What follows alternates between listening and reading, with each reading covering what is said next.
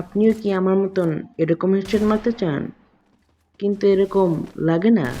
তাহলে এই ভিডিওটি আপনার জন্য একদম পারফেক্ট। তো শুরু করা যাক আজকের ভিডিও। তো প্রথমে কি দিয়ে শুরু করা যায়? আমার মনে হয় কাস্টমাইজ জিওডি দেখে শুরু করাই ভালো। কাস্টমাইজ জিওডি পেয়ে গেছি। ফায়ার বাটন সাইজ আমার 70 আছে এখানে।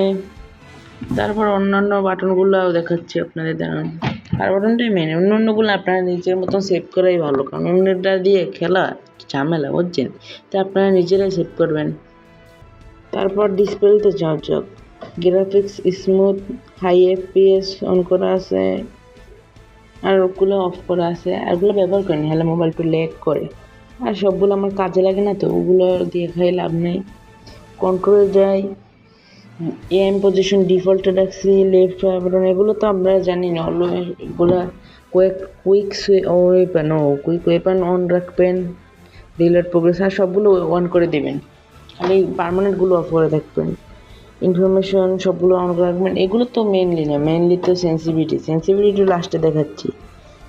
এগুলো দেখেন সবগুলোই বন্ধ করে থুইছি, এগুলো কাজের নত। এখন মেন জিনিসে আসা যাক।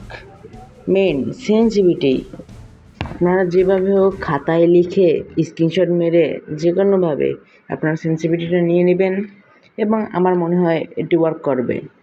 কিন্তু সবার ডিভাইস তো আলাদা, তাই বলা যায় না ওয়ার্ক করবে সবার ডিভাইসে কিনা।